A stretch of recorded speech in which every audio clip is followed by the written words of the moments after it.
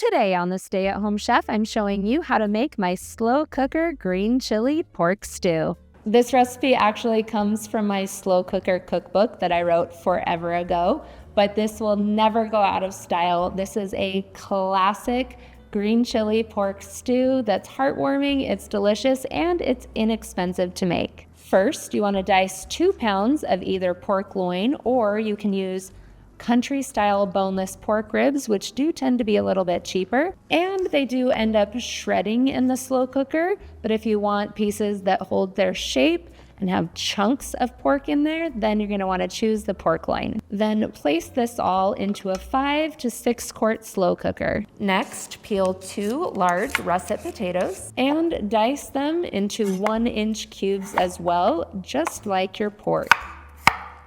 You can already tell this is a hearty stew. Peel and slice 3 carrots into some nice bite-sized chunks. Add a diced yellow onion. And then last, we'll also dice up 1 large tomato, and you do this into large hearty chunks as well. You could also use a 15-ounce can of diced tomatoes instead if that's cheaper, because once again, this is actually a great inexpensive meal. We'll add 2 teaspoons of minced garlic, or you can just measure that with your heart, 1.5 teaspoons of salt, 1 teaspoon each of dried oregano and ground cumin, and 1/2 teaspoon each of black pepper and cayenne. Of course, you can always cut back or leave it out entirely if you need to keep this mild. Pour in 4 cups of chicken broth, and last but not least, one of the stars of the show, 8 ounces of diced green chilies. Give it a little stir so that everything is combined. Pop the lid on, and then we can cook on low for 6 to 8 hours, or you can cook on the high setting for 4 to 5 hours. We'll go ahead and take the lid off and give it a stir. You want the veggies and meat to be tender.